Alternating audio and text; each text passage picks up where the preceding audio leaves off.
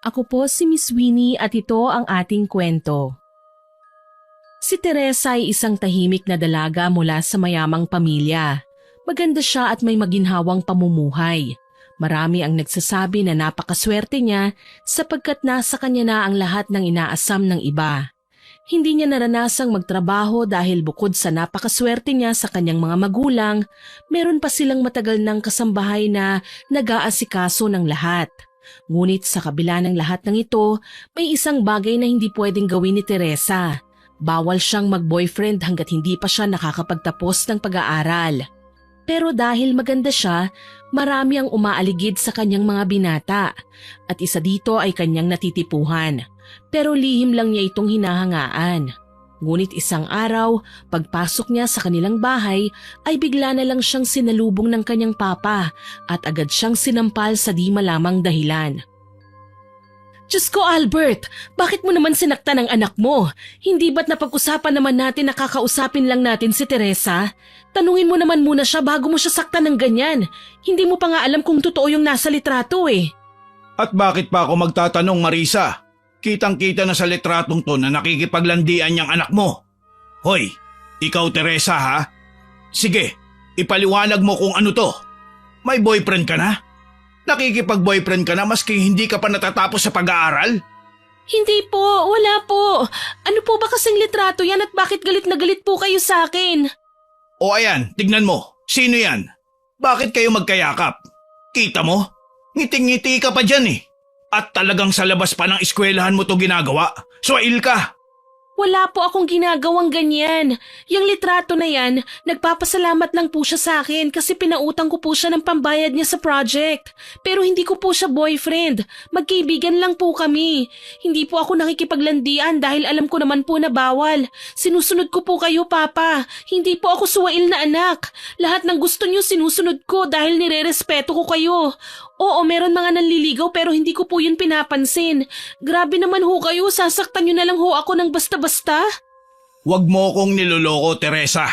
Akala mo madali akong mauto sa mga palusot mo? Kahit anong sabihin mo, malinaw na malinaw sa mata ko kung ano ang nakikita ko. At tandaan mo to ha, hanggat nasa poder kita, wala kang karapatan sumuway. Kapag hindi ka sumunod, ako mismo ang magtatakwil sa'yo bilang anak ko. Mas pipiliin ko pa ngang mawala ng anak kaysa magkaroon ng anak na swail at walang niya. Albert, tama na. Anak natin si Teresa. Huwag mong pagsalitaan ng ganyan. Papa, kahit anong sabihin niyo, wala po akong ginagawang masama. Kung gusto niyo pong kontrolin ang lahat ng kilos ko, gagawin ko. Kasi natatakot po ako sa inyo eh. Pero wag niyo naman po akong pagbintangan ng hindi ko naman ginagawa. Hindi ko po kayo nilalabanan. Sinusunod ko po ang lahat ng bilin niyo. Ang mali lang po, nagtiwala kayo kagad sa litrato kaysa sa akin na anak ninyo. At anong gusto mong gawin ko, Teresa? Paniwalaan ka maski may hawak na akong ebidensya? Hindi pwede. Basta tandaan mo, isang pagkakamali lang na mahuli pa kita, kahit maliit, makikita mo kung hanggang saan ang kaya kong gawin. Kung ganyan po pala, Papa, kahit anong gawin ko, kahit anong linis ng intensyon ko, hindi niyo pa rin ako pakikinggan. Lagi na lang po akong mali sa paningin niyo. Pero sana dumating ang araw na makita niyo naman kung gaano ko kayo nirerespeto at gaano ko kayo sinusunod, kahit ang kapalit ay sarili kong kalayaan. Natahimik ang kanyang mga magulang matapos marinig ang mga salitang yon mula kay Teresa. Pareho silang hindi nakapagsalita. Tila ba tinamaan sa bigat ng sinabi ng kanilang anak. Ilang saglit pa, mabilis na tumakbo ang dalaga papunta sa kanyang kwarto at isinara ito. Sa loob ay hindi siya mapakali.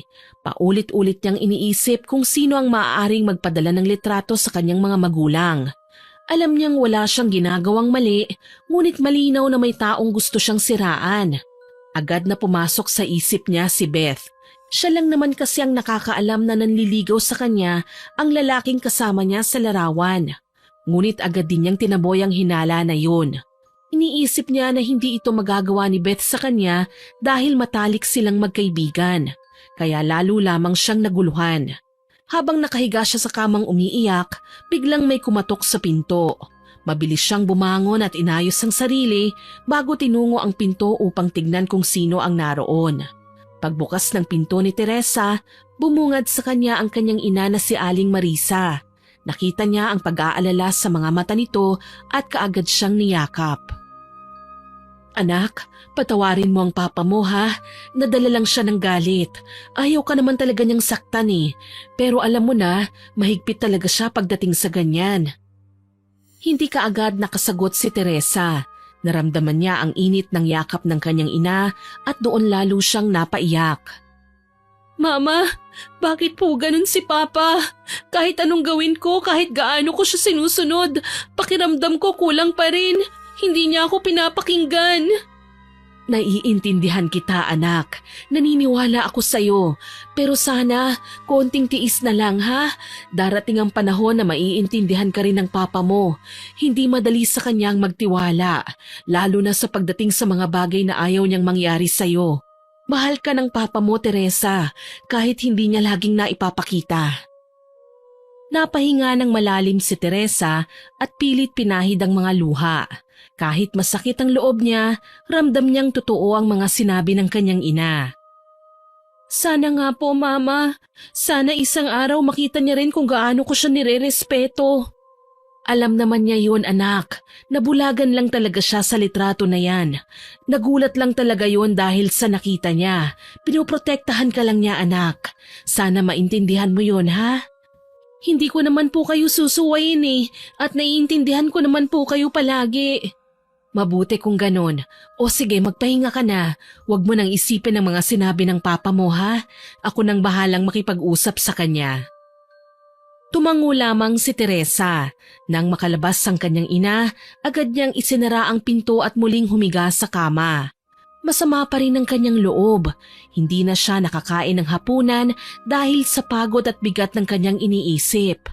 Nakatulog na lang siya nang hindi man lang nalalamanan ng kanyang tiyan. Kinabukasan, maaga siyang nagising. Hindi siya mapakali kaya agad siyang bumangon at lumabas ng kwarto. Pagdating niya sa kusina, nadatnan niya ang kanilang katulong na si Manang Sean. Abalang-abala ito sa paghahanda ng almusal.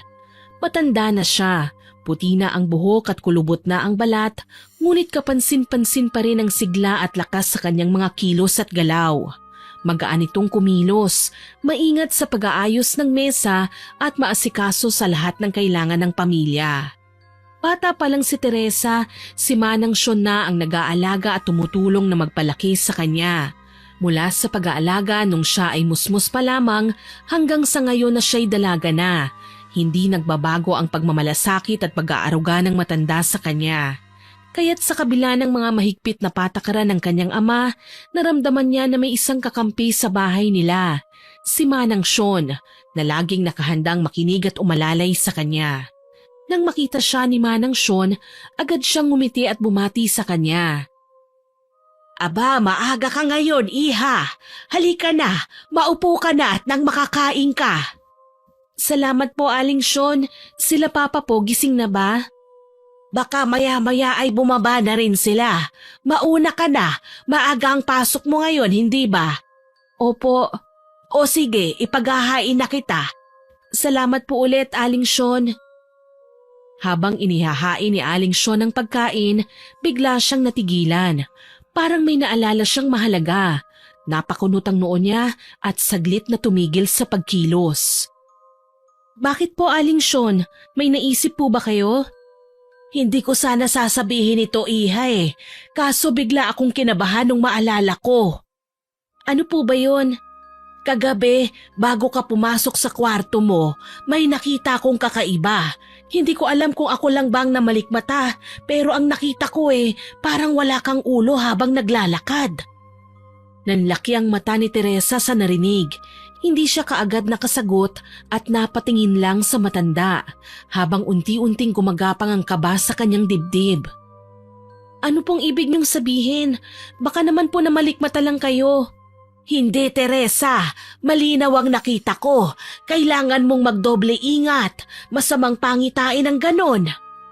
Napayuko si Teresa at mas lalo siyang kinabahan. Napatitig siya sa matanda. Kita niyang seryoso ito sa kanyang mga sinasabi. Aling Sean naman nananakot po kayo hindi naman po Halloween. At saka wag naman po kayong magbiro ng ganyan, kinakabahan po ako Ano ka bang bata ka? Sa tanda kong ito magbibiro pa ba ako? Sinasabi ko lang kung ano ang nakita ko. Nakita nga kitang walang ulo kaya ingatan mo ang sarili mo ha. Yang gamit mo mamaya ibigay mo sa akin lahat. Bakit po? Ililibing ko para dagdag proteksyon. Pagkatapos nilang mag-usap, hindi na kumibo si Teresa. Tahimik siyang kumain habang ang isip niya ay paulit-ulit na bumabalik sa sinabi ni Aling Sean. Natulala siya at iniisip kung maniniwala ba siya o hindi. Maya-maya nang matapos na siyang kumain ay inihatid na siya ng kanyang ama sa paaralan. Habang nasa biyahe, wala silang imika na mag-ama. Nakatingin lang siya sa bintana. Pagdating niya sa paaralan, bumaba siya na mabigat ang loob. Huminga siya ng malalim at dahan-dahang naglakad papunta sa loob ng campus. Habang papalapit sa silid-aralan, ramdam niya ang kakaibang kaba. Parang may nakatingin sa kanya bagamat wala namang tao sa paligid na nagpapakita ng interes sa kanya. At wala rin siyang nakikitang kakilala o kaklose. Nang makapasok na sa loob ng classroom, tulala siyang umupo at hindi napansin na may papalapit sa kanya mula sa likuran. Napapitlag siya nang biglang may kamay na humawak sa kanyang balikat. Agad siyang napalingon at halos napatalon sa gulat. Teresa! Ay, ang OA ng gulat ha? Ano yon? May problema ka ba? Huminga ng malalim si Teresa at pilit na pinakalma ang sarili. Pilit siyang kumilos ng normal. Wala naman, may iniisip lang ako. Kagabi kasi pinagalitan ako ng parents ko Ha? As in pinagalitan ka? Bakit naman? Pinagalitan ako dahil may ipinakita sa kanila na litrato. Yung picture na magkausap at magkayakap kami ni Josh sa labas ng school. Akala nila may boyfriend na ako. Halaka, grabe naman yun. Dahil lang sa litrato at yakap pagagalitan ka na? Sobra ng parents mo, Teresa ha? Parang wala naman yun, normal lang yun sa atin Beth, sabihin mo nga sa akin ang totoo. Ikaw bang nagpadala ng litrato kina mama at papa? Ako? Hoy Teresa, ano ako, baliw? Bakit ko gagawin yun magkaibigan tayo? Kung may magtatanggol sa'yo, ako yun. Ano ako, traidor? Hindi ko ugaling siraan ang best friend ko. Pasensya na Beth ha. Ikaw lang kasi ang nakakaalam tungkol kay Josh Kaya naisip ko lang na… Oo, ako lang nga. Pero isipin mo naman, kung ako ang gagawa niyan parang sinira ako ng sarili ko sa'yo. Never kong gagawin yun Teresa, promise. Tayo ang magkakampi dito, tandaan mo yan. Hindi kita tatraidorin.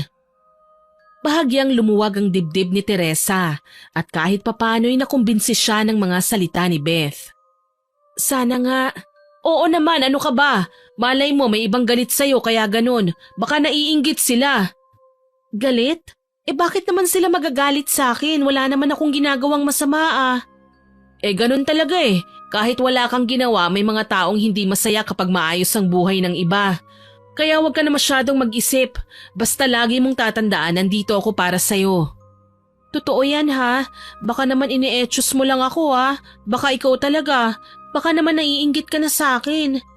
Ano? Excuse me. Hoy, ano ka ba? Nagbibiro lang ako. Hindi magandang biro yun At saka isa pa, wala akong dahilan para kainggitan ka. Uy, wag ka naman masyadong seryoso. Nagbibiro nga lang ako. Wag kang pikon. Hindi ako pikon, Teresa. Gusto ko lang linawin. Hindi kasi maganda yung biro mo sige na nga, sorry na. Hindi ko na uulitin. Ayos lang. Basta next time mag-iingat ka rin sa mga salita mo Alam mo naman mabilis akong maapektuhan kapag ganyan. Oo na, promise. Wala naman akong masamang ibig sabihin Sige na nga. Napawi ang tensyon sa pagitan nila Teresa at Beth matapos ang maikling pagtatalo. Subalit ang ekspresyon sa mukha ni Teresa ay hindi nagbago. Napansin ni Beth na malungkot pa rin ito at parang may malalim na iniisip. Bakit ganyan pa rin ang mukha mo? Alam mo, wag mo nang isipin kung sinong gustong manabotahe sa'yo. Papangit ka niyan kakaisip. Hindi naman kasi yun ang iniisip ko Naguguluhan kasi ko sa sinabi ni Aling Sean kanina. Kagabi daw bago ako pumasok sa silid ko, nakita daw niya akong walang ulo. Alam mo ba ang ibig sabihin nun? Oo, alam ko. Sabi nila kapag nakakita ka raw ng taong pugot, ibig sabihin nun, lapitin sa disgrasya o posibleng mamatay yung tao na yun. Pamahiin niya ng mga matatanda eh. Hala, ba't kanina lang sinabi sa'yo ng katulong nyo? Dapat yon nung nakita ka niya na ganun, nilagyan ka na niya kagad ng sombrero o kaya sinabi niya na kagad sa'yo para makontra yung senyales. Habang nagpapaliwanag si Beth, ramdam ni Teresa ang bigat ng sinabi. Parang may malamig na dumaloy sa batok niya at bigla siyang kinilabutan. Lalong sumidhi ang kaba niya nang bigla na lang lumakas ang ihip ng hangin sa loob ng kanilang silid. Napatingin siya sa bintana pero sarado naman yun, kaya't lalo siyang natakot. Magsasalita pa sana siya para itanong pa ang iba kay Beth pero biglang bumukas ang pinto at pumasok ang karamihan sa kanilang mga kaklase. Sunod na dumating ang kanilang guro na may dalang mga papel. Sinabi ng guro na mayroon daw silang gagawing project na kailangan ng partner. Isang pairing activity ito kaya 2 tao dapat bawat grupo. Tayo nang magpartner ha, huwag ka nang pumili ng iba. Oo naman, tayo naman talaga mula noon pa, di ba? Basta galingan mo ha. Oo naman, kapag tayong magkasama siguradong maganda ang kalalabasan. Magaling kang mag-edit at ako naman magaling kumuha ng mga pictures at videos. Kaya good tandem tayong dalawa. Sabagay. Matapos makahanap ng kanya-kanyang partner ang lahat ng estudyante, agad nang ipinaliwanag ng kanilang guro ang magiging proyekto. Kailangan nilang gumawa ng isang video presentation na may malinaw na tema at may kasamang panayam o interview ng isang tao na may kinalaman sa napiling paksa. Detalyado ang paliwanag ng guro. Mula sa pagpili ng project, pagbuo ng konsepto, paghahanda ng tanong para sa interview hanggang sa tamang paraan ng pag-e-edit at pagsasaayos ng final output. Ipinaalala rin ito ang kahalagahan ng maayos na teamwork at malinaw na paghahati ng gawain para maging maganda ang kalalabasan ng proyekto. Pagkatapos ng maikling talakayan, mabilis na ipinamigay ng guro ang mga papel kung saan nakasulat ang kumpletong guidelines. Nakasalalay doon ang bawat requirement, kasama ang deadline at ang pamantayan ng grading. Tahimik na binasa ng mga estudyante ang nakalagay sa papel at kitang-kita ang iba't ibang reaksyon. May mga natuwa dahil sa interesting na gawain, ngunit meron ding nainip at nag-aalala dahil nangangailangan ito ng oras at effort. Samantala, si Teresa at Beth ay parehong nakaramdam ng excitement. Maganda ang pagkakahati ng kanilang mga talento kaya kumpiyansa silang kakayanin nila ang proyekto ng maayos. Kailangan ay mabilis nating matapos ito, Teresa. Narinig mo yung sinabi ni Sir, may plus points ang mauunang makatapos. Kayang-kaya naman natin yan eh. Kaya nga, kaso yung oras ang magiging problema natin. Pero naisip ko sa bahay na lang natin yun gawin. Doon ka na lang sa amin matulog bukas. Tutal naman weekends eh. Ano, game? Okay lang naman, kaso sina Papa at Mama baka hindi nila ako payagan eh. Alam mo naman napaka-stricto ng mga yon. Akong bahala ay pagpapaalam kita. Naku, bad timing pa naman ngayon. Baka mamaya pati ikaw pagalitan. Ay naku, wag kang mag-alala. Marunong akong makiusap. Kahit gaano pa sila ka-stricto, alam ko kung paano ko sila makukumbinsi. Basta magtiwala ka sa akin. Kumpiyansa si Beth na kaya niyang mapaamo ang mga magulang ni Teresa. Sanay na itong makipag-usap sa matatanda at palagi ring magaling mga tuwiran. Kaya habang naglalakad sila pa uwi, panay ang salita ni Beth kung ano ang idadahilan niya. Sabi pa niya, ipapakita raw niya na seryoso sila sa project. Pati na rin na mas magiging productive sila kung magkasama sila. Dagdag pa nito, kung sakaling hindi pumayag kaagad ang mga magulang ni Teresa, handa siyang maghintay at paulit-ulit na magpapaliwanag hanggang sa makuha niya ang kanilang tiwala. Habang nakikinig, napapailing si Teresa pero hindi niya mapigilang mapangiti. Kahit papaano, gumaan ang pakiramdam niya dahil ramdam niya ang kumpiyansa ng kaibigan. Ngunit sa likod ng ngiti niya, may kaba pa rin dahil hindi niya alam kung paano tatanggapin ng kanyang mga magulang ang ideyang magpapalipas siya ng gabi sa ibang bahay. Pag-uwi nila mula sa eskwela, diretso na silang pumasok sa bahay ni Teresa. Nandun ang papa niyang si Albert na nakaupo sa sala, nakasandal sa sofa habang nagbabasa ng dyaryo.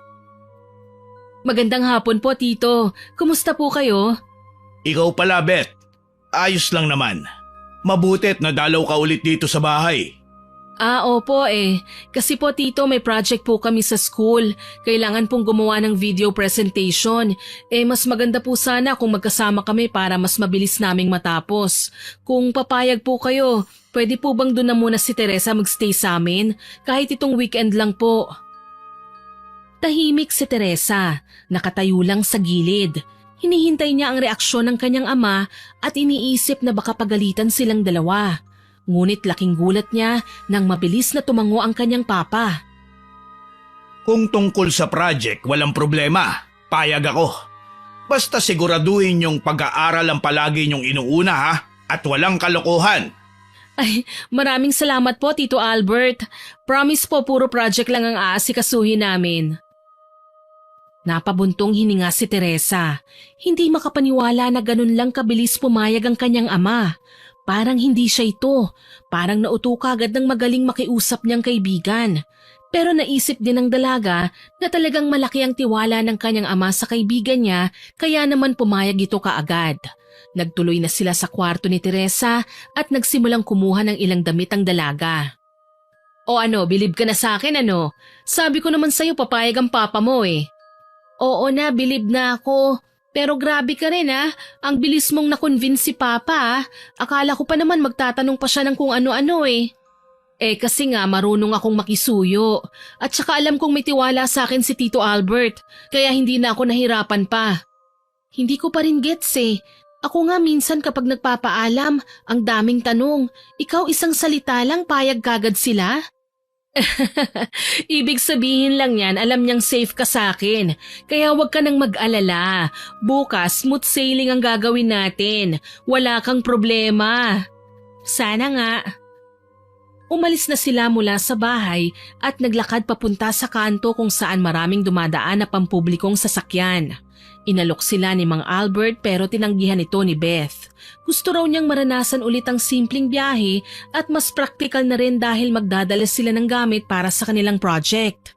Pagdating nila sa terminal, agad silang sumakay ng bus. Sa umpisa masaya at magaan lang ang biyahe.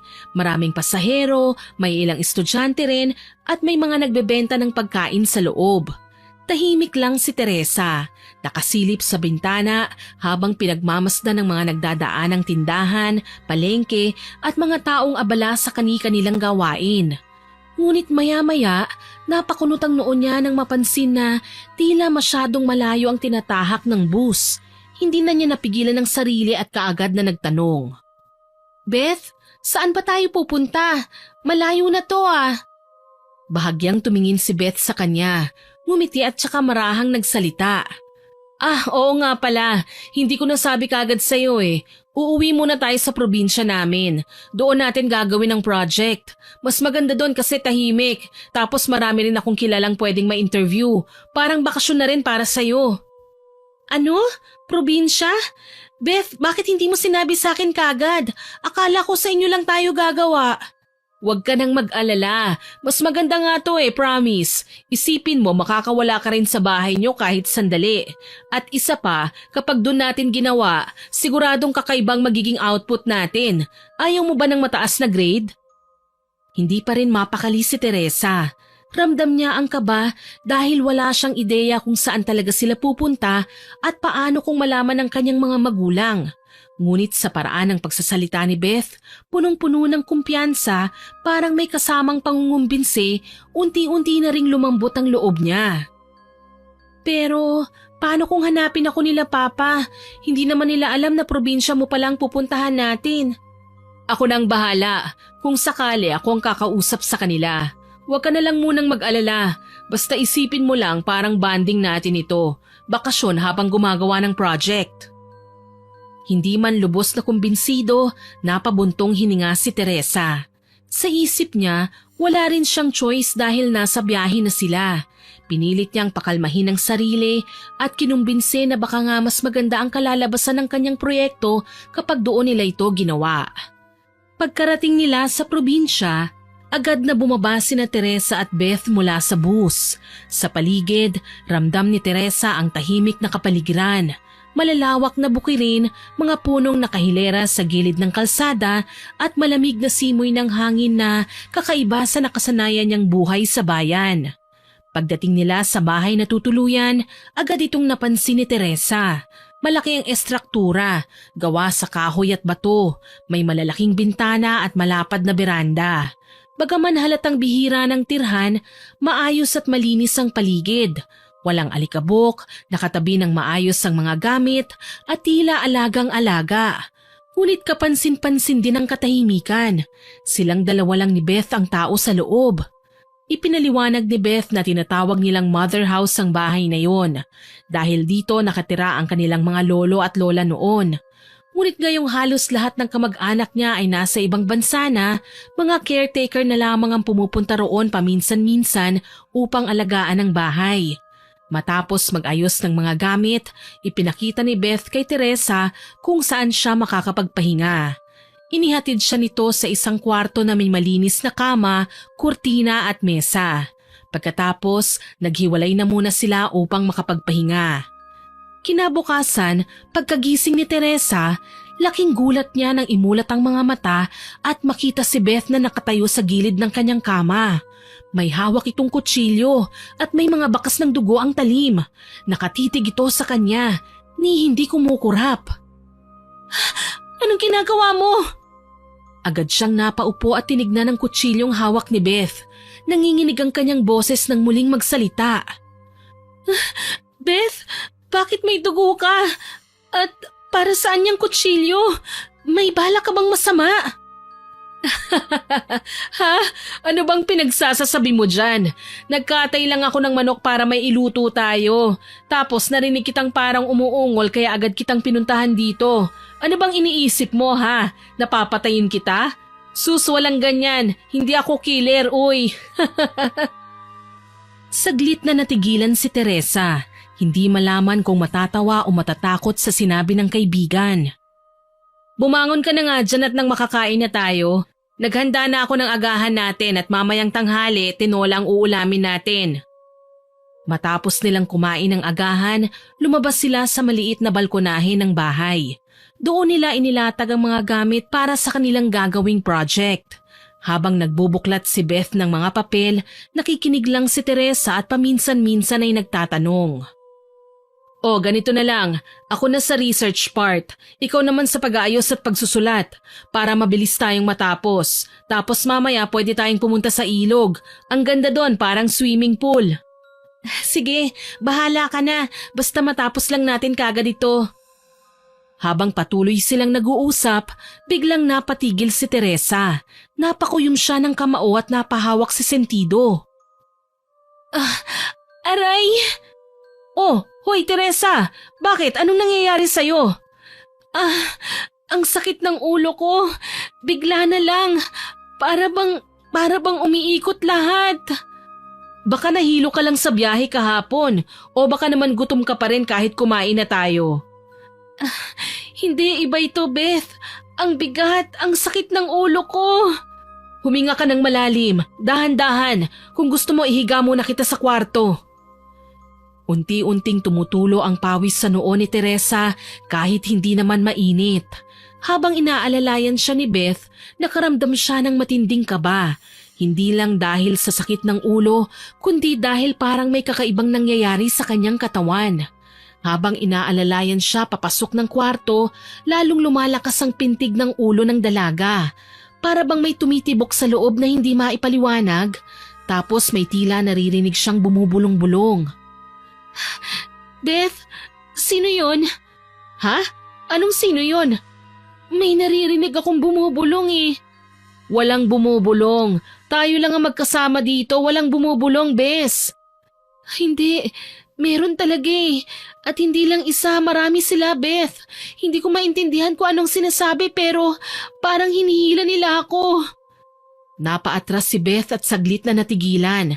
Ang kaninang pangkaraniwang sakit ng ulo ay biglang naging tila kababalaghan. Sa pagdilat ni Teresa, namataan ni Beth na tila nagbago ang kulay ng mga mata nito. Mula sa karaniwang itim, may bahid itong pula na kumikislap sa liwanag.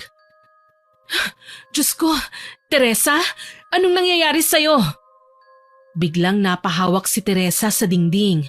Nanginginig ang buong katawan. Pakiramdam niya ay may apoy na gumagapang sa kanyang mga ugat. Beth, tulungan mo ko. Hindi ko na kaya. Napansin ni Beth na lumalalim ang ugat sa leeg at braso ni Teresa. Halos kumikintab sa ilalim ng balat. Biglang nawala ng malay si Teresa at bumagsak sa sahig. Mabilis na kumilos si Beth, halos mataranta habang sinasalo ang kaibigan. Teresa! Hoy! Gising! Dahil hindi ito tumutugon, sinikap niyang maipahiga sa kamang dalaga. Basang-basa na ng pawis si Teresa at ang mga ugat sa leeg at braso nito ay unti-unti nang bumalik sa normal. Agad kinuha ni Beth ang bimpo, binasa ng malamig na tubig at pinunasan ng noo ng kaibigan. Sa kabila ng kaba, pinilit niyang manatiling kalmado. Naupo siya sa tabi ng kama, nakamasid kay Teresa. Paminsan-minsan ay hinahaplos niya ang buhok nito, umaasang magigising na. Ngunit lumipas ang oras na natiling mahimbing ang tulog ni Teresa. Hanggang sa hindi namalayan ni Beth na siya na mismo ay nakatulog na rin sa tabi nito. Pagmulat niya hapon na, agad niyang tinignan si Teresa pero tulog pa rin ito. Hindi gumagalaw bagamat normal pa rin naman ang paghinga. Napabuntong hininga siya ng malalim. Bumangon at nagpa siya munang lumabas ng kwarto. Sa pagdaan niya sa pasilyo, biglang natigilan at pagkatapos ay napangiti. Tumuloy na siya sa banyo pagkatapos para maligo. Ilang sandali pa ay natapos na siya sa kanyang ginagawa. Biglang may kumatok sa pinto. Kahit nakatuwalya ay minuksan niya kagad ang pintuan. Agad namang napaatras si Josh. Halatang nagulat at namutla ang muka. Pasensya na. Akala ko si Teresa nagbukas, kaya pumasok agad ako. Hindi ko sinasadya. Ayos lang yon. Ako nga ang dapat humingi ng pasensya. Hindi man lang ako nagbihis bago sumilip. Mainit kasi kaya naisip kong maligo kagad. Sandali lang ha, magbibihis muna ako. Maupo ka muna dyan.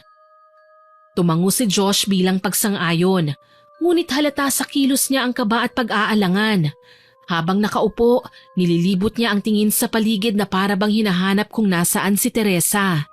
Ilang sandali pa, binalak niyang tumayo para hanapin ang dalaga pero bago pa siya makagalaw, bumalik si Beth na nakasuot lang ng spaghetti strap at maikling shorts.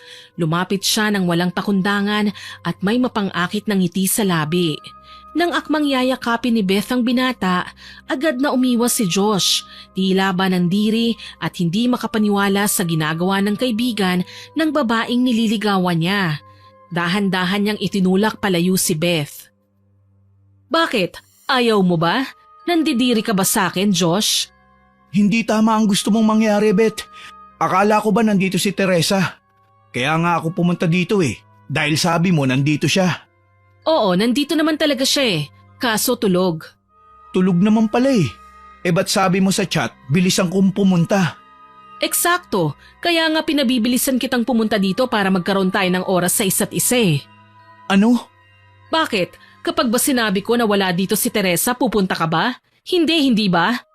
O kita mo, hindi ka makasagot? Ano ba to, Beth? Gusto kita. Gustong-gusto kita, Josh. Matagal na.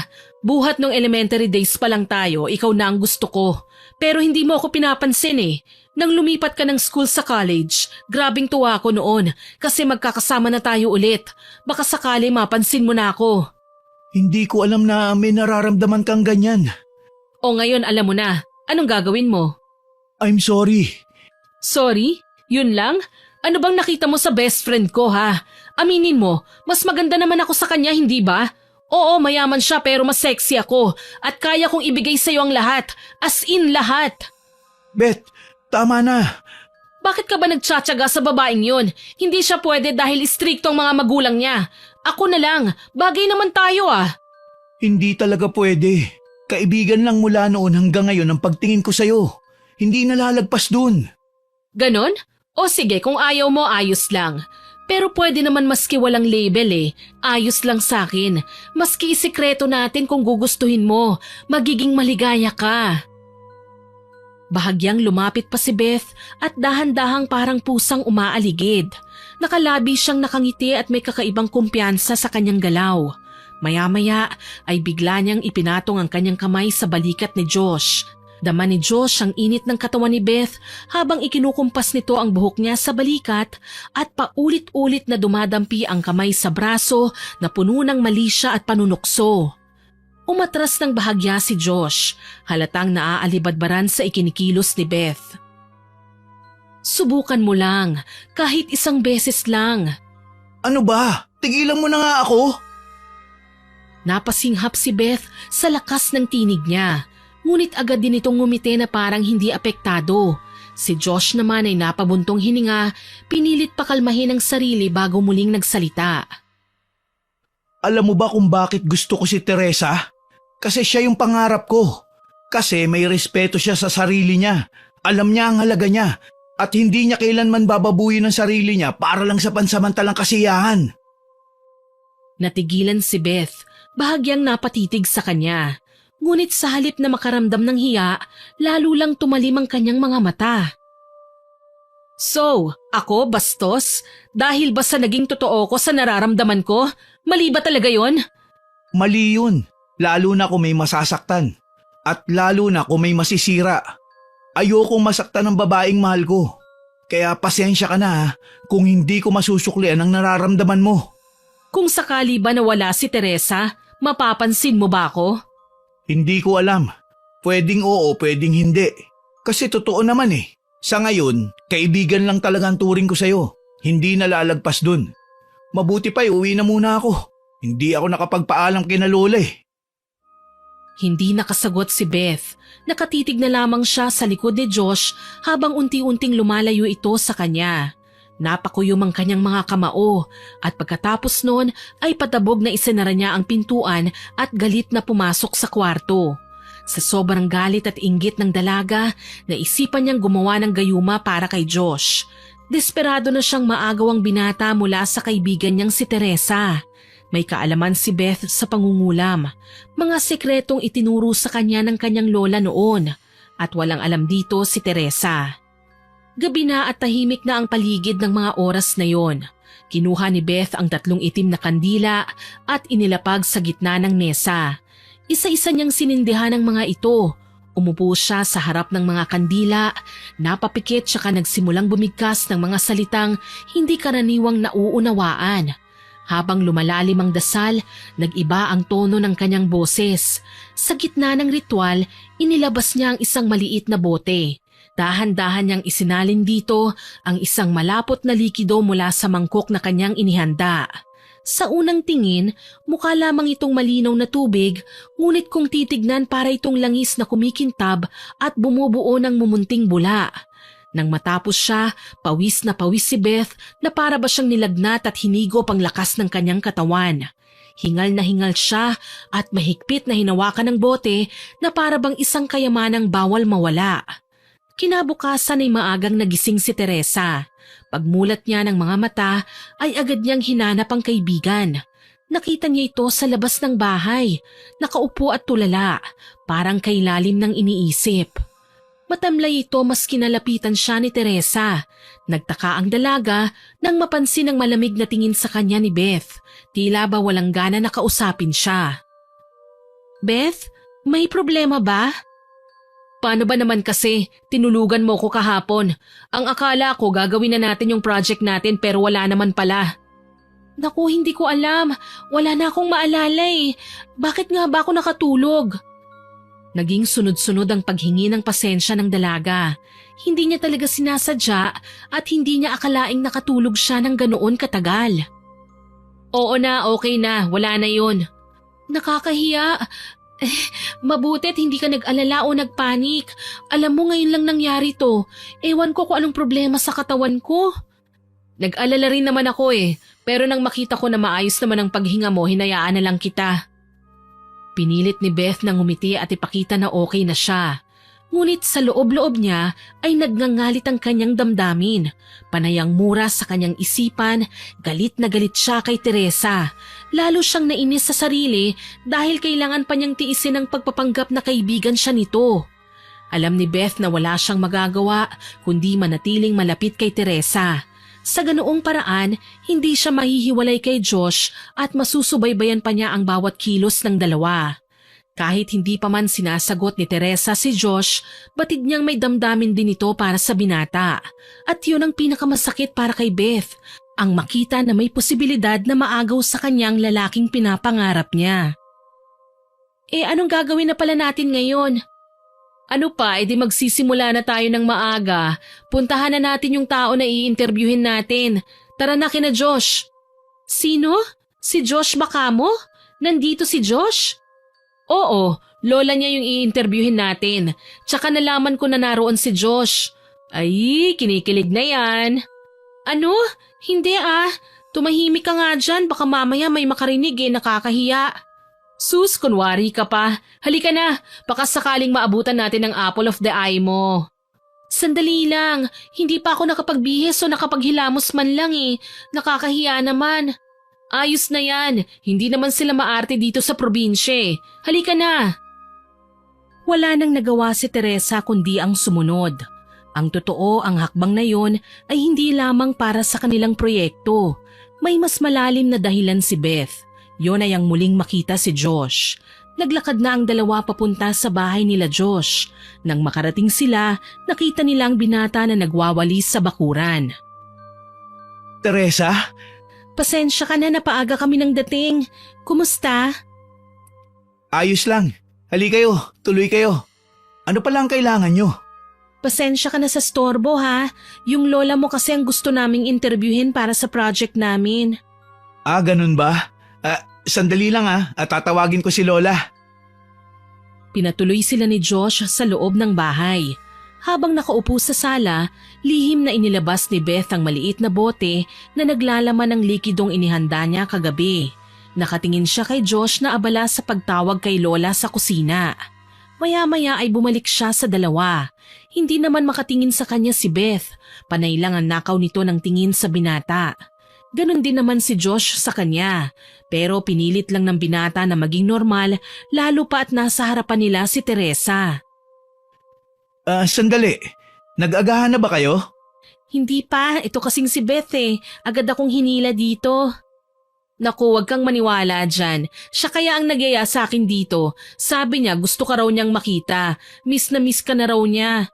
Hoy Beth, ano yun? Hindi naman ganun ang sinabi ko Walang nangyaring ganun. Kayo talaga. Pero sige, maghahanda ako ng miski kape, okay lang ba?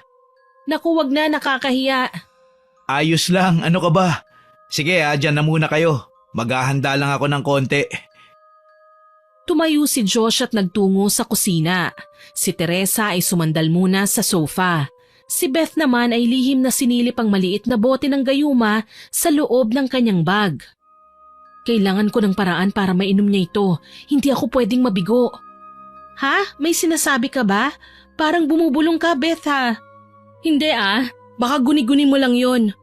Heto, nagtimpla ako ng kape at ilang pirasong biskwit. Pagdamutan niya na muna yan habang hinihintay si Lola. Nagluluto pa kasi. Salamat Ikaw ba nagtimpla nito? Masarap Anong masarap? Matabang nga Sinungaling ka, Bes Hindi ako nagsisinungaling Totoo naman ang sinasabi ko Masarap naman talaga yung kape. Ay teka, saan ba ang banyo nyo? Pwede bang makigamit? Oo naman. Nasa kusina lang. Gusto mo samahan kita? Naku, wag na. Itatanong ko na lang kay Lola kung hindi ko makita. Pagtayo ni Teresa ay sinundan siya kagad ng tingin ni Josh. Tuwang-tuwa siyang pinagmamasdan ng dalaga. Samantala, wala naman silang kaalam-alam na ginagamit na ang pagkakataong yun ni Beth. Agad niyang binuksan ang bote ng gayuma at ipinatak sa tasa ng kape ni Josh. Akin ka na ngayon. Pagkaupo muli ni Teresa ay agad ding bumalik si Josh. Wala silang kaalam-alam sa kakaibang ginagawa ni Beth. Tahimik lamang itong nakangiti. Kunwari abala rin sa pagkain ng pandesal. Heto Teresa, kumain ka pa. Baka mamaya magutom ka. Oo nga, salamat Josh. Ikaw kumain ka na rin.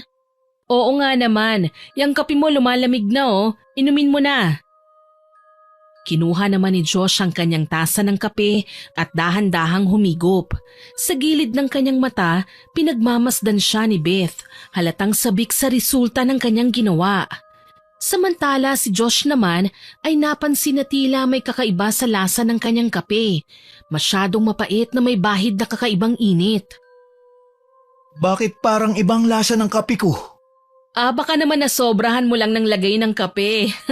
Ganun naman talaga, hindi ba, kapag sobra-sobra nagiging mapait?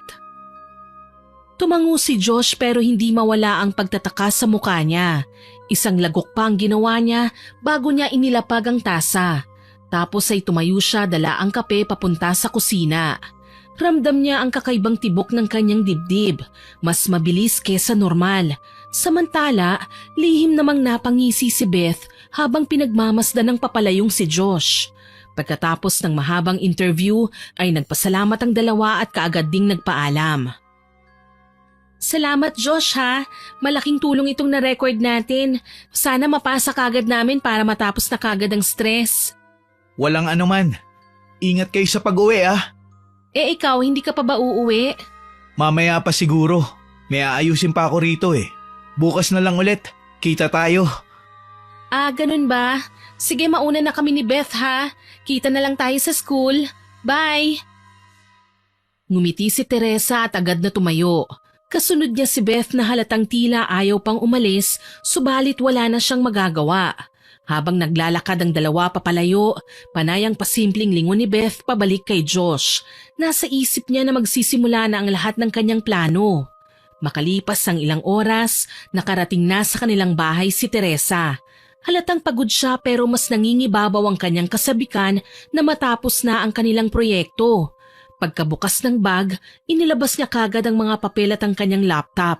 Pinakinggan niya ang mga naitalang interview at maingat niyang inayos ang pagkakasunod-sunod ng videos. Halos hindi siya tumigil para lang makumpleto ito bago maghating gabi. Ayos, may ipapasa ko na rin ito bukas. Hindi na ako mahihirapan. Buti na lang at doon ako dinala ni Beth. Bukod sa nakapagbakasyon na, sulit naman yung taong kinapanayam namin. Kinabukasan, maaga pa lang ay nagising na si Teresa. Inayos niya ang sarili at tinungo ang eskwela, dala ang kopya ng kanilang proyekto. Habang naglalakad sa hallway ng paaralan, napansin niyang maraming estudyante ang nakatingin sa kanya. May mga nagbubulungan, may mga nakangiti na parang nanunukso. Hindi niya alam kung bakit ganun ang reaksyon ng mga estudyante sa kanya. Nagpatuloy lang siya sa lakad, pilit na iniisip na baka may kung anong chismis na naman ako makalat.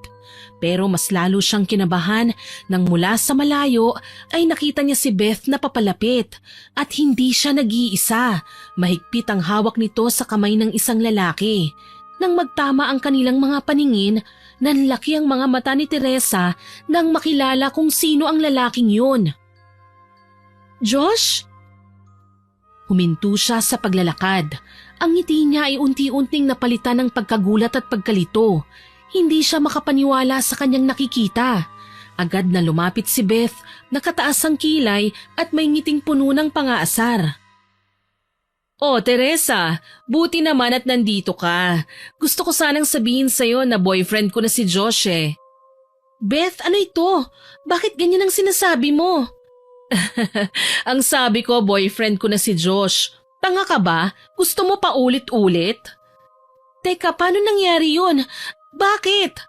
Anong bakit? Bakit ganyan ang itsura mo para kang galit? Masama ba ang sinabi ko? Kami na nga, hindi ba Josh? Josh, totoo ba ito? Bumuka ang bibig ni Josh pero biglang siningitan ni Beth. Talaga ba? Tatanungin mo kung totoo o hindi? Bakit? Mukha ba akong magsisinungaling?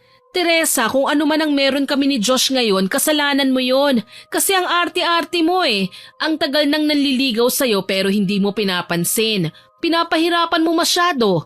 Kaya syempre, nung nagsabi sa akin na gusto niya ako, hindi ko na pinahirapan pa. Sino ba naman ako para hindi patulan ng lalaking katulad ni Josh? Agad na nagbulungan ang mga estudyanteng nakikinig sa sinabi ni Beth. May ibang napapaismid at ang tingin sa dalaga ay tila isang atribidang kontrabida sa mga palabas. Samantala si Teresa, bagamat masama ang loob at nasasaktan, ay nananatiling kalmado. Hindi niya hinayaan na mas lalo pa siyang mapahiya. Beth, kaibigan kita. Alam mong nililigawan ako ni Josh at alam mo rin kung gaano ko siya kagusto. Pero kung talagang ang kayo na, sana man lang ay sinabi niyo sa akin. Kahit kahapon na lang bilang respeto niyo sa akin. Respeto? Bakit ka naman namin re-respetuhin? Ano naman ngayon kung nauna kang niligawan ni Josh? Hindi mo naman siya sinagot, hindi ba? Kaya ibig sabihin malaya pa siya. At kung ako ang pinili niya, problema mo na yon. Bakit ka ba nagagalit? Hindi naman kita inagawan na. Boyfriend mo? Di sa'yo na. Ikaw Josh, okay ka na? Masaya ka na? Magsalita ka. Nagtagpo ang mga mata nila. Sa loob-loob ni Josh, ramdam niyang mali ang lahat ng mga nangyayari. Ngunit may pumipigil sa kanya. Isang damdaming hindi niya kontrolado. Tama na yan, Teresa. Wala ka nang magagawa. Ako na ang kasama ni Josh ngayon, hindi ikaw. Kaya kung ako sa'yo, tanggapin mo na lang. Hindi na kumibo si Teresa. Tumalikod na lamang siya at marahang naglakad palayo habang pinagmamasdan ng ibang estudyante. Sa likod niya, narinig pa niya ang mahinang tawa ni Beth. Samantalang si Josh ay nanatiling tahimik, tila ba may mabigat na dahilan sa kanyang dibdib. Habang papalayo, mahigpit ang hawak ni Teresa sa kanyang bag. Ramdam niya ang matinding sakit at pagkadismaya. Ngunit alam niyang hindi siya dapat sumabay sa laro ng kaibigan na ngayon ay naging kalaban na niya. Sa isip niya, malinaw na ngayon. Kailangan niyang malaman ang totoo. Kailangan lumaban siya nang hindi nagiging marumi ang kanyang paraan. Sa loob ng silid-aralan, tahimik na umupo si Teresa sa kanyang upuan. Maya-maya ay bigla siyang napahawak sa kanyang ulo. Pakiramdam niya ay mabigat ito at may kung anong pumipisil mula sa loob. Aray! Ang sakit! Nagsimulang mamutla ang kanyang muka. Nagulat ang mga kaklase niya nang bigla na lamang siyang bumagsak sa sahig at nawalan ng malay. Nagkagulo sa paligid. Mabilis siyang isinugod sa klinik. Ilang minuto ang lumipas, nanatili siyang walang malay kaya ipinasya ng mga guro at nurse na dalhin na siya sa ospital. Sa ospital, kaagad siyang inasikaso ng mga doktor at nurse. Sinuri ang kanyang blood pressure, heart rate at oxygen saturation. Makalipas ang ilang sandali ay dumating na si Aling Sean at ang amo niyang si Marisa. Parehong halatang kabado at hindi mapakali.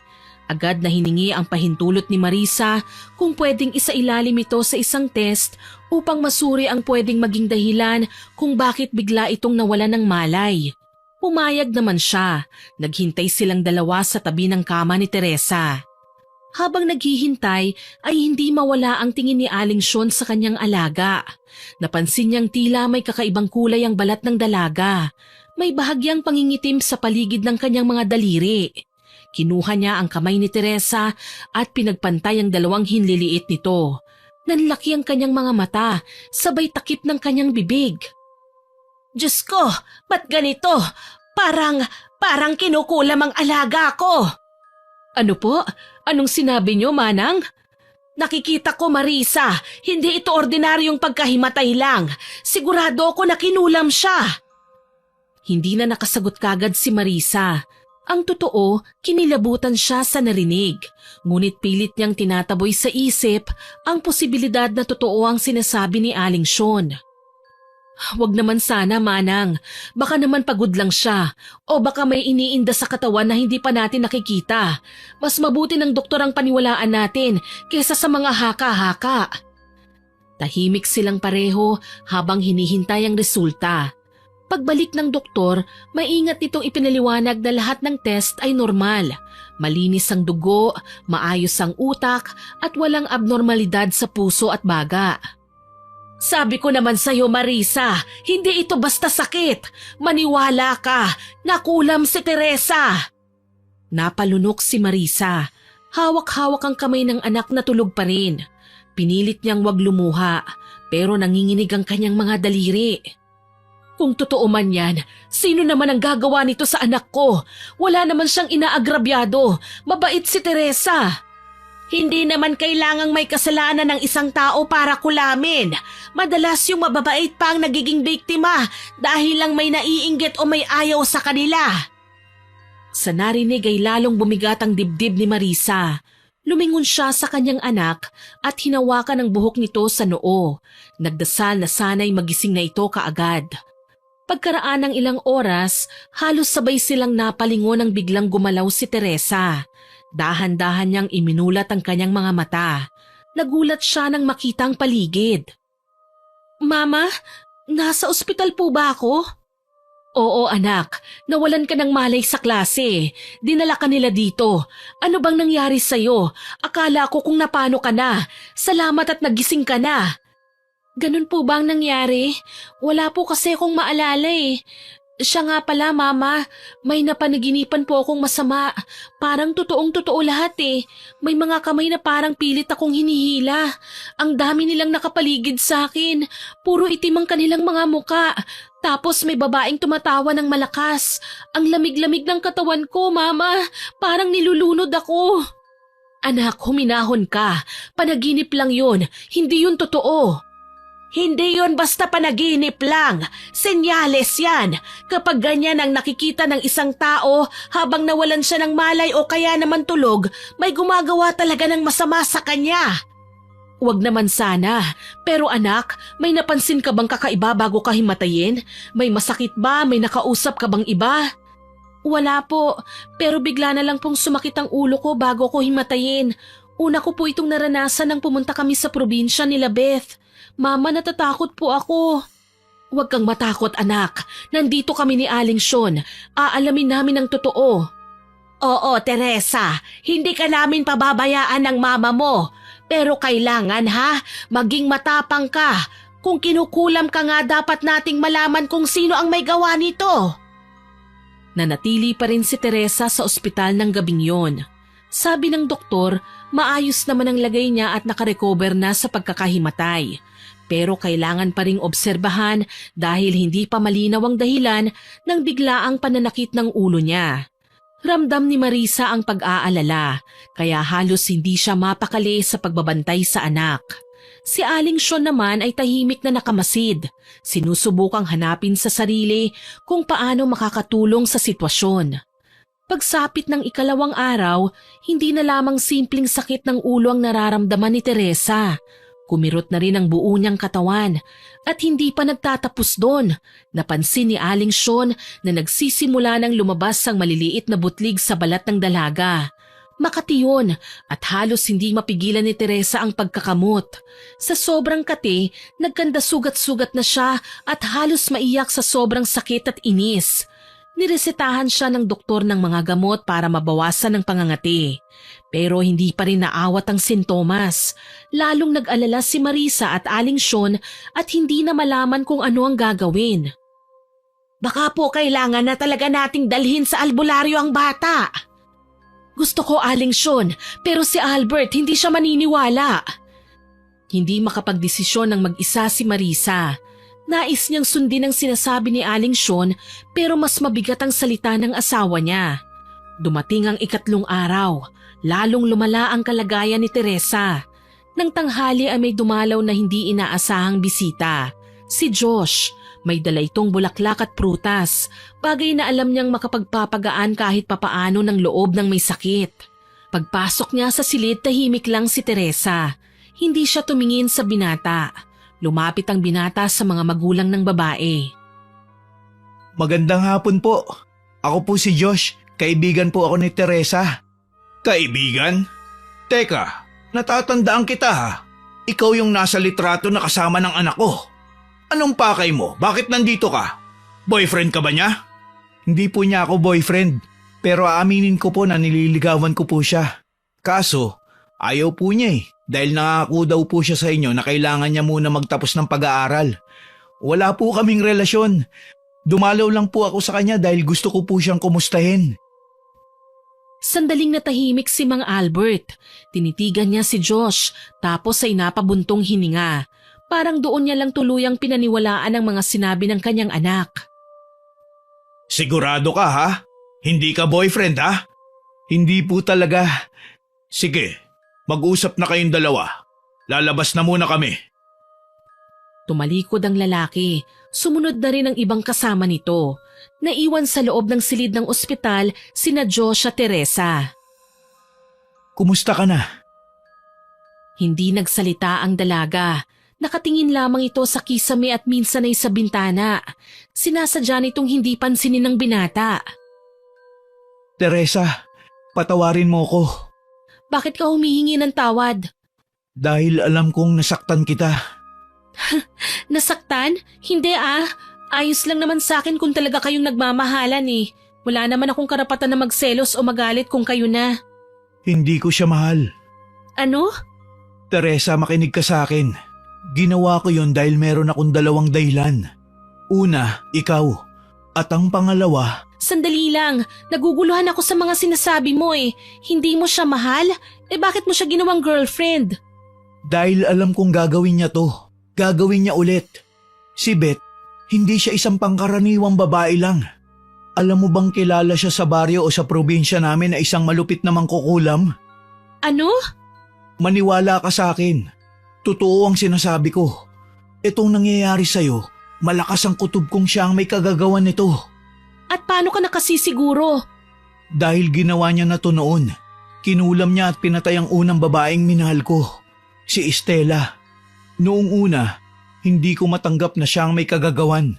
Pero kalaunan, nahuli ko siyang gumagawa ng ritual ng pangkukulam. Doon ko napatunayang totoo ang lahat. Teresa, mangkukulam si Beth.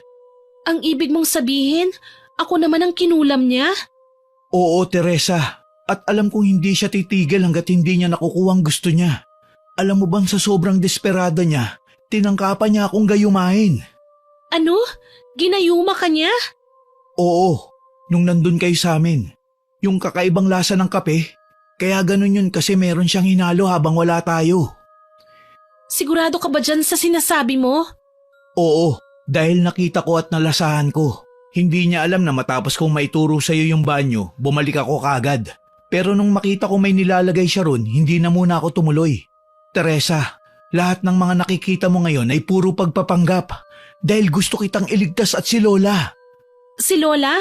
Bakit nadamay dito ang lola mo? Hindi ko pwedeng ipagsapalaran ng kaligtasan ng lola ko.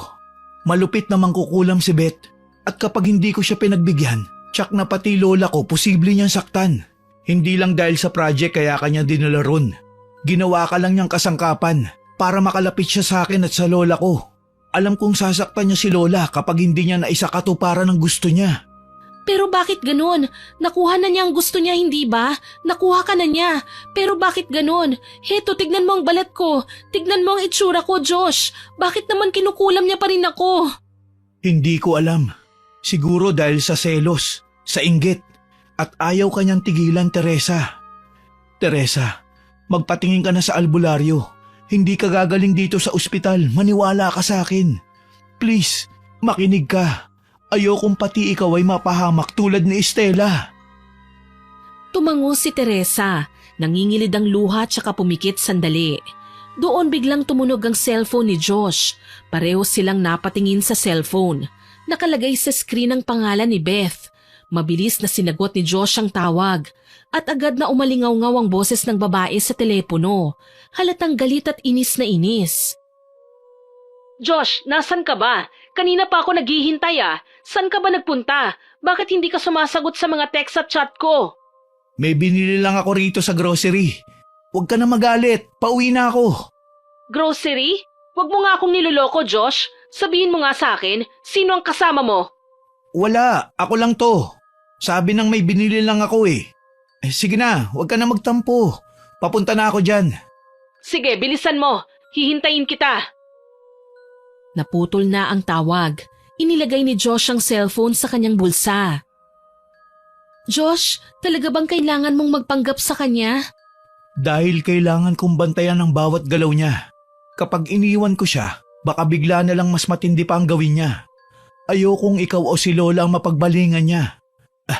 Siya nga pala, yung sinabi ko sa'yo magpatingin ka sa albularyo. At yung kulam, yung ginamit niya sa'yo, hahanapin ko yung para maputol na ang sumpa. Gagawin kong lahat para mailigtas ka. Salamat, Josh. Salamat. Sa unang pagkakataon, matapos ang ilang araw na sakit at takot, nakaramdam ng konting ginhawa si Teresa. Alam niyang hindi pa tapos ang lahat, pero ngayon may kasama na siyang handang lumaban para sa kanya at sa kanyang pamilya. Kinabukasan, may isa pang hindi inaasahang bisita si Teresa. Tulog siya nang dumating ang babae at kasalukuyang pa namang nasa labas si Aling Sean na tanging bantay niya ng oras na yon. Kumuha lang kasi si Aling Sean ng kanilang pagkain. Dahan-dahan namang lumapit si Beth. Ang sarap mong pagmasdan. Nakakatuwa kang tignan habang ganyan ka. Mahina at walang laban.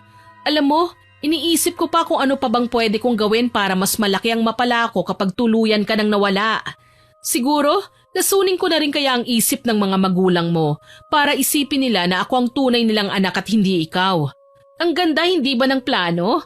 Wala ka nang magagawa, Teresa. Hawak ko na ang buhay mo. Ako na lang ang mag-iisip kung kailan kita tatapusin. Tama ka, inggitera ako, kaya huwag ka nang magtaka. Siyempre kukunin ko ang lahat ng meron ka para naman ako ang maging masaya. Bahagya siyang napaatras nang biglang bumukas ang pinto at pumasok si Aling Sean. Nakatitig ito kay Beth, malamig ang mga mata at halatang nakahalata sa ginawa ng babae. Anong ginagawa mo rito? Sino ang nagpapasok sa'yo? Wala naman. Dumalaw lang ako kay Teresa. Gusto ko lang siyang kumustahin. Umiling si Aling Sean, hindi man lang naniwala sa palusot.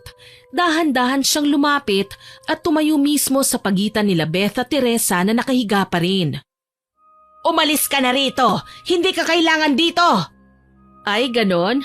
Teka lang ha, anong karapatan mong palayasin ako? Katulong ka lang nila, hindi ba? At ako kaibigan niya. Ang kapal naman ng mukha mo, ha? Kaibigan? Totoo bang kaibigan ka niya o kaaway? Lumabas ka na bago pa kita ipakaladkad sa mga security dito. Okay, fine. E di aalis. Pagkasabi nun, lumabas na rin si Beth at malakas na isinara ang pinto. Naiwan si Aling Sean na nakatayo at seryoso ang kanyang muka. Lumapit siya kay Teresa at marahang hinaplos ang kamay nito. Habang nakatingin sa mahinang katawan ng dalaga, bigla niyang naalala ang sinabi sa kanya ni Josh bago ito lumabas ng ospital kahapon.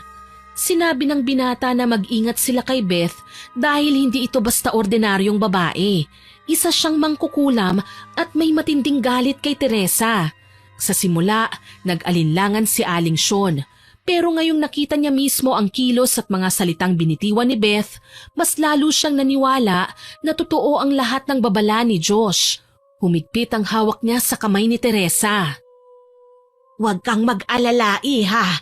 Kahit anong mangyari, hindi ko hahayaan na makalapit ulit sa iyo ang babaeng yon. Napasulyap siya sa pinto na dinaanan ni Beth. Bakas ang pagkabahala at paghahanda sa susunod pang mangyayari. Ilang sandali pa, dumating ang mga magulang ni Teresa. Mabilis na sinalubong sila ni Aling Sean. Albert, Barisa, pakiusap makinig kayo sa akin. Hindi gagaling si Teresa dito. Kailangan na natin siyang dalhin sa albularyo. Aling Sean, ano na naman to? Doktor ang kailangan ni Teresa. Hindi yang sinasabi mong albularyo. Pero...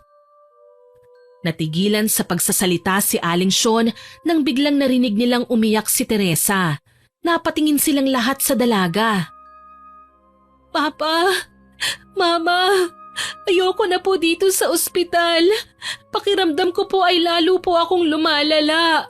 Hindi ko na po kayang tiisin ang lahat. Ang pangangati na parang kinakain unti-unti ang balat ko. Papa, mamamatay ako kapag hindi niyo ako pinagamot sa labas. Kaya nakikiusap ako, Papa. Subukan po natin. Mahal, pakinggan mo naman ang anak mo. Ayokong mawala ang anak natin. Kung saan siya gagaling, doon tayo. Wala namang mawawala eh.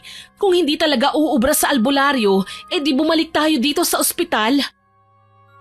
Nagpigil ng emosyon ang ama. Ngunit nang makita niyang nangihina na si Teresa at halos mawalan na ng malay ang may sakit, napabuntong hininga siya.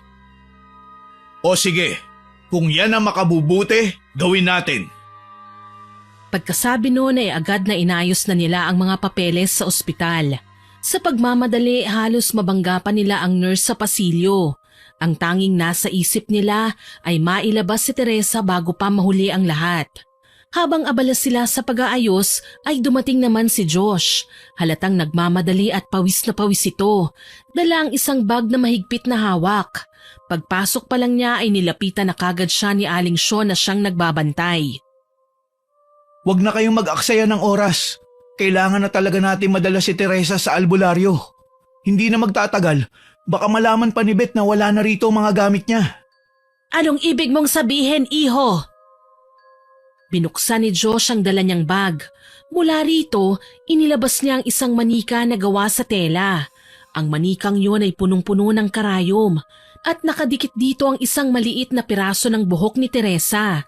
Sa paligid ng tela, may mga bakas pa ng dugo at itinapal na mga kakaibang dahon. Ito ang ginagamit niya, Aling Sean, para saktan si Teresa. Kanina ko lang natagpuan sa isang lumang kahon sa likod ng bahay nila. Kung hindi natin agad magagawa ng paraan, baka patayin niya si Teresa. Maraming salamat, iho. Malaking tulong ito. Matapos mailabas sa ospital ang dalaga, agad silang nagtungo sa sasakyan. Tahimik ang lahat habang nasa biyahe. Samantala si Josh, labis-labis ang kaba niya dahil alam niyang hindi susuko si Beth. At kapag nalaman nitong nawawala ang mga gamit niya, tiyak na mas matindi pa ang gagawin nito. Samantala, maagang nakauwi na ng bahay nila si Beth. Pakanta-kanta pa ito at diretsyong nagtungo sa likod bahay. Ngunit laking gulat niya nang hindi niya makita ang gamit niya sa pangkukulam kay Teresa. Josh, anong ginawa mong leche ka? Traidor! Si Josh kaagad ang pumasok sa isip ni Beth na posibleng kumuha ng kanyang mga gamit. Lalong nagngit-ngit ang kanyang damdamin. Ramdam niya ang matinding galit na parang kumukulo sa kanyang dibdib. Mabilis siyang nagtungo sa kanyang kwarto at marahas na isinara ang pinto. Isa-isang inilabas ni Beth ang mga gamit niya sa baul, mga itim na kandila, bungo ng tao at iba pa. Kinuha rin niya ang litrato ng kanyang kaibigan. Maingat pero puno ng galit, isiniksik niya sa bunganga ng bungo ang larawan ng dalaga. Ipinwesto niya ito sa gitna ng mga nakasinding kandila. Tsaka siya lumuhod at nagsimulang umusal ng orasyon. Biglang lumakas ang hangin sa loob ng kanyang silid. Ang mga kandila ay nagliyab ng mas mataas at ang anino sa dingding ay kumikilos na para bang may sariling buhay. Sa mismong bungo, unti-unting lumabas ang maitim na usok na dahan-dahang gumapang paakyat sa kisame. Nakaramdam si Beth ng kakaibang enerhiya na dumadaloy sa kanyang mga kamay. Para siyang nahihilo, ngunit lalo siyang nasisiyahan. Akin ka, Teresa. Wala kang takas ngayon. Kahit anong gawin ni Josh, hindi ka niya maililigtas. Mas malakas ako ngayon. Mas makapangyarihan. Ngunit sa gitna ng kanyang ritual, biglang kusang namatay ang mga kandila. Samantala sa kabilang banda, nakarating na sa kanilang destinasyon ang pamilya ni Teresa. Kasalukuyang nagsisimula na ng ritual ang albularyo para sa dalaga. Amoy na amoy ang usok ng insenso. Nakahiga si Teresa sa banig, habang si Aling Sean naman ay inilapag ang manikang puno ng karayom sa harapan ni Tandang Goryo, ang kanyang kaibigang albularyo. Napailing ang matandang lalaki. Sinabi nitong matindi ang mangkukulam. Agad na inilabas ng matanda ang ilang gamit, mga halamang gamot at langis. Nagsindi siya ng maraming kandila at hinulog ang ilang dahon sa mangkok ng tubig. Kumuha din siya ng itim na bato at inilagay ito sa dibdib ni Teresa. Sinimulan niyang basahin ang orasyon. Habang tumatagal, nagsimulang manginig ang katawan ni Teresa. Namimilipit siya sa sakit at tila hinahabol na ang hininga. Aray ko! Ang init! Para akong sinusunog! Agad na lalapit sana ang mag-asawa pero pinigilan sila ng albularyo. Hayaan niyo lang siya. Hindi na si Teresa ang nasa loob ng katawan niya. Magtiwala tayo sa manggagamot. Ano? Anong hindi na siya? Nahuli na ni Mang Goryo ang espiritu ng kulam. Hayaan natin siyang gawin ang trabaho niya. Sinabi ng manggagamot na lumalaban ng mangkukulam. Biglang tumalsik ang ilang kandila at mula sa manika ay lumabas ang tila usok na kulay itim. Nagsimulang umikot yon sa paligid. Yun daw ang sumpa. Itinaas ni Mang Goryo ang baston at mariing pinukpok ang sahig. At pagkatapos ay kitang-kita nilang tila hinigop ng tubig sa mangkok ang itim na usok na yon. Ngunit bago pa tuluyang naglaho, isang pamilyar na boses ang biglang umalingaw-ngaw. Hindi niyo ako matatalo! Akin si Teresa! Akin siya! Nanlaki ang mga mata ni Mang Albert at ni Aling Marisa nang makilala ang boses. Si Beth! Ang babaeng yun! Panay ang sigaw ni Teresa ng mga oras na yon pero hindi na niya boses ang lumalabas sa kanyang bibig. Mas lalong lumakas ang dasal ni Mang Goryo. Piniga niya ang ugat ng luya at inihalo ang katas sa tubig. Pagkatapos ay ibinuhos yon sa ibabaw ng manika. Nagliyab ito ng kusa kahit wala namang apoy na ginamit. Matapos pa ang ilang sandali, sinabi ng manggagamot na tapos na ang sumpa at hindi na mababalikan ng mangkukulam si Teresa. Ngunit pinigyan niya ng babala ang lahat na hanggat buhay pa ang mangkukulam, maaari itong mangulam pa ng iba. Tama po. Hindi titigil yun hanggat hindi nakakapaghiganti. Naglabas ng ilang amulet ang albularyo at binigyan niya ang lahat. Mga proteksyon ito laban sa kulam. Matapos ang ginawa ni Mang Goryo, unti-unting gumaan ang pakiramdam ni Teresa. Lumipas ang ilang linggo, dahan-dahan nang naghilom ang mga sugat sa kanyang katawan. Nawala na rin ang matinding pangangati ng kanyang balat at naging maaliwalas na muli ang kanyang itsura. Patuloy pa rin ang panggagamot gamit ang mga halamang gamot na si Aling Sean mismo ang nagtitimpla at nag-aasikaso sa kanya. Hindi siya pinababayaan ito. Halos araw-araw ay minamasahe siya ng langis at pinapainom ng mga pinakuloang dahon. Isang hapon, habang nagpapahinga si Teresa sa balkonahe, dumating si Josh. May dala itong konting prutas at nakangiti habang lumapit. Kumusta ka na? Mukhang okay ka na. Oo, Josh. Konting-konti na lang magaling na ako. Salamat sa'yo ha. Salamat talaga. Wala yun. Ginawa ko lang naman ang alam kong tama eh. Siya nga pala, kumusta ang lola mo? Nag-aalala ako eh. Baka siya naman ang pagbalingan ni Beth ng galit. Ayos lang si Lola. Wala naman nangyari sa kanyang masama. Naku, salamat naman. Si Beth, nakita mo ba siya ulit? Ano na bang nangyari sa kanya? Hindi ko alam eh. Pero wala na siya sa tinutuluyan niya. Wala nang tao doon nung napadaan ako para silipin siya. Umalis kaya siya? Siguro. Kasi sabi ng mga kapitbahay niya, bigla lang raw nawala eh. Hindi nila alam kung saan nagpunta o kung may ibang nangyari. Iniwan na lang daw basta yung bahay na inuupahan niya. Hindi agad nakapagsalita si Teresa. Napabuntong hininga na lang siya at napatingin sa malayo. Sana tigilan niya na ako. Ayoko na ng gulo. Huwag kang mag-alala.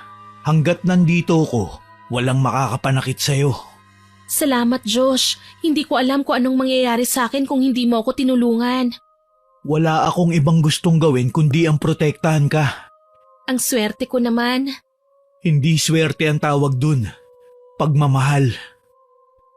Natigilan si Teresa. Pagkatapos ay biglang napangiti.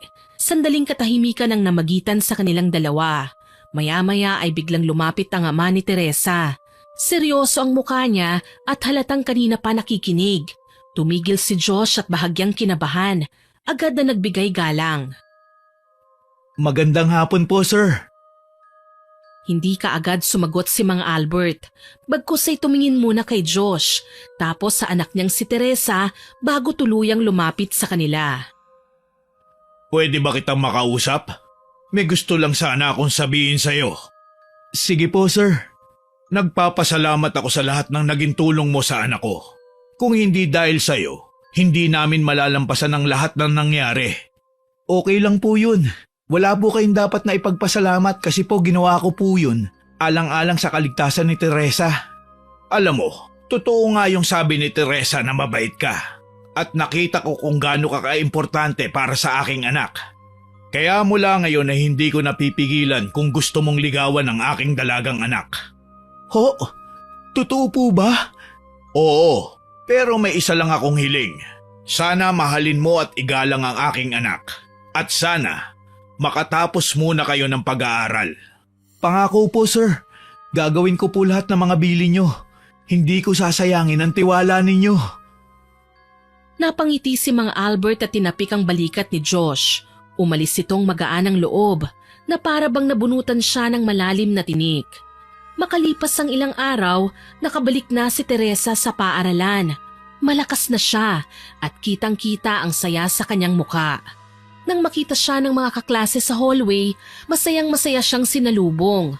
Matagal din silang nag-alala para sa kanya. Ngunit isang bagay lang ang mas lalong nagpasaya sa kanya. Naging magaan at masaya ang buong maghapon na yon. At nang oras na ng uwian, sinundo na siya ni Josh at habang naglalakad, may binanggit si Teresa sa kanya. Josh, ano kasi may gusto kong sabihin. Ano yun? Gusto na kasi kitang sagutin. Sandaling tumigil si Josh sa paglalakad, para bang natulala siya sa narinig. Tumingin siya kay Teresa, seryoso muna ang muka, tsaka biglang napangiti ng malapad. Talaga, Teresa? Oo, simula ngayon, tayo na. Hindi maitago ni Josh ang sobrang kasiyahan. Halos mapatalon siya sa tuwa. Ngunit nagtimpi siya at magalang na hinawakan na lamang ang kamay ni Teresa. Salamat. Pangako, hinding-hindi kita sasaktan. Nagpatuloy silang naglakad. Magaan ang pakiramdam at masaya hanggang sa makarinig sila ng ingay mula sa unahan ng kalsada. Anong nangyayari? Hindi ko alam. Tara, tignan natin. May mga nakita silang mga batang estudyante na may binabatong isang pulubi. Sa gilid ng kalsada, may isang babaeng gusgusin. Mahaba ang magulong buhok, madungis ang muka, maraming mga galis at sugat na nagnanana. Maduming-madumi rin ang kasuotan niya. Tinatawag siyang baliw ng mga estudyante. Napatigil sina Josh at Teresa nang makilala nila ito. Si Beth yun ah. Anong nangyari sa kanya? Teresa, huwag mo siyang lapitan. Delikado. Hindi, kailangan ko siyang lapitan. Nilapitan niya si Beth na nakaupo ngayon sa gilid ng kalsada, nanginginig at tila wala sa tamang pag-iisip. Beth, ako ito si Teresa. Teresa, Teresa, kukulamin kita. Akin ka! Akin ka! Inabot ni Beth ang kamay niya, nanginginig at puno ng dumi. Napaatras si Teresa, nangingilid ang luha, hindi dahil sa takot kundi dahil sa awa. Beth, bakit mo ito ginawa sa sarili mo? Hindi mo ako kaaway. Ngunit parang wala nang nakakarating sa isipan ng babae. Paulit-ulit itong tumatawa pagkatapos ay muling sisigaw. Akin ka, Teresa! Akin ka! Naglapitan ng ilang tanod at pinigilan na ang mga estudyante sa pagbabato. Dinala si Beth upang hindi na makapanakit at makapaminsala pa. Habang papalayo siya, nanatili ang titig niya kay Teresa, puno ng galit at kabaliwan. Tama na, Teresa.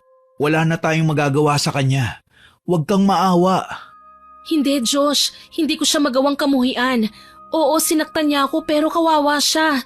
Nakita mo naman di ba yung kalagayan niya? Parusa yon sa lahat ng naging kasamaan niya. Yung ginawa niyang pangungulam, bumalik na sa kanya. Pero hindi ko naman gusto na magkaganon siya. Kahit galit ako sa kanya, hindi ko siya ginustong mapahamak ng ganito. Shh! Tama na. Wala kang kasalanan, Teresa. Hindi ikaw ang may gawa niyan. Pinili niya mismo ang daan na tinahak niya. Dahil sa mga salitang yun, tuluyang bumigay ang luha ni Teresa. Mahigpit siyang niyakap ni Josh at sa yakap na yon, naramdaman niya ang ginhawa. Ang pakiramdam na ligtas siya na may kasama siyang handang ipaglaban siya. Habang yakap-yakap siya ni Josh, dahan-dahan nang umalis ang mga estudyante. Nag-uusap-usap tungkol sa nakita nilang baliw na babae. Sana matahimik ka na, Beth. Ano? Tara na? Hatid na kita sa inyo. Baka naghihintay na ang papa at mama mo. Nagsimula na silang maglakad palayo. Mahigpit na magkahawak sila ng kamay. Lumipas ang mga buwan at unti-unting bumalik sa normalang buhay ni Teresa. Ang mga sugat sa kanyang katawan ay tuluyang naghilom at ang mga alaala ng hirap na pinagdaanan niya ay napalitan ng mga bagong karanasan. Mga ngiti, tawanan at mga pangakong puno ng pag-asa. Ngunit kasabay ng paggaling niya ay ang balitang dumating tungkol kay Beth. Nakita raw itong palaboy-laboy, gusgusin, nagsasalita mag-isa at nagbabanta ng wala sa sarili. Doon na pagtanto ni Teresa na minsan ang pinakamalupit na kaparusahan ay hindi galing sa iba, kundi galing sa sarili. Si Beth na dating naghahari-harian sa kadiliman, ngayoy larawan ng sariling pagkawasak. Samantala, siya na dumaan sa sumpa at sakit ay nakahanap ng bagong simula. Nasa tabi niya ang kanyang pamilya, si Aling Sean na hindi bumibitaw at higit sa lahat si Josh na tapat na nananatili sa piling niya. Sa kabila ng lahat, natutunan ni Teresa na kahit gaano kadilim ang pinagdaanan, may liwanag pa ring handang gumabay basta't marunong kang lumaban at maniwala. Sana po ay nagustuhan niyo ang ibinahagi kong kwento. Pero bago ko po tapusin ito, gusto ko munang mag-shoutout. Shoutout po kina Arlenda Abejo, kay Sofia Colin from Malabon, kay Lisa Kilong-Kilong, kay Julina Sumayang, Dayan Aberca, Jessie Ortiz at Lea Sumayang, kay Vanessa Ann Madrid. Shoutout din po sa Rupisan family, Capeñanes family, sa Abbas family at kay Sir Abdul Rahman Abbas na malapit na pong mag-birthday. Advance happy birthday po, sir! Hello din po kay Ma'am Fatima Abbas at kay Chick Rupisan na OFW sa Kuwait. Hello din po kay Adrian Villanueva at kay Chris Lawrence Villanueva na magbe-birthday po ngayong September 22. Shoutout din po kay Jennifer Camacho, kay RV Chong from Bataan, kay Angel Ann Agramon. Hello din po kay Kathy Alfonso, Regina Navarro, Ma'am Analisa Puaso, kay Demi Crisman Silyada Cabrera, hello po sa inyo, kay Ma'am Normita Legaspi, kay Ma'am Menchu Luchavez, kay Ashley Hart, kay Jude Ashley at sa Angelia family, kay Nerissa Ramirez, kay Eureka May, kay Mariano Solayaw, kay Ma'am Myla Dumalag, kay Ma'am Myla Flores, kay Rosemary Arquion, kay Eric Umali, kay Jomar Murillo. Shoutout din po kay Arlene Castro Ramos, kay Bel Hipolito, kay Beauty and the Best at sa mga iba pa pong nakapansin na may mga nagsusulputang channel na may mga videos po natin. Mga nangunguha at nagnanakaw po ng mga videos natin ng mga channel na yan. Isa lang po ang channel ni Miss Winnie at ito po yon. Kaya salamat po sa mga nagsasabi sa comment section ng mga channel na yan na mga nagnanakaw ng videos natin. Tulungan niyo po sana ako na mai-report yan. Shoutout din po sa mga regular listeners po natin na sina Ma'am Elizabeth Dungka, Ma'am Beth Mercado, Ma'am Mel Santarita, kay Hiramini, Ma'am Puresa Tagiwalo, Sir Kimpoy Feliciano, Ma'am Wilma Leses, kay Chris Gel Mamado, kay Cherry Mukbang ASMR, kay Ma'am Celia Tolentino, Ma'am Belen Malbas, Ma'am Filipina Palsario, Ma'am Angelina Ignacio, Ma'am Martina Angdasan, kay Sigbinan sa Sweden, Ma'am Leonora Consensino, kay Chef Lance MBB, Ma'am Lydia Lopez, kay Francisco Neng, Ma'am Reselina Angeles, kay Ma'am Tina Dekit, kay Ma'am Amiyong na lagi pong nangungumusta sa akin. Thank you po, Ma'am. Pati na rin po kay Ma'am Alma Flores, kay Ma'am Rosalina Bogayon, kay I Love Traveled, kay Ma'am Milrose Demate, kay Ma'am Pamela Allen at kay Ma'am Corazon Cacalda. Salamat po sa inyong lahat na nakinig at nag-comment. Abangan po ninyo ang mga susunod ko pang upload ha. Huwag din po ninyong kalilimutan na mag-subscribe, like, share and comment sa stories natin.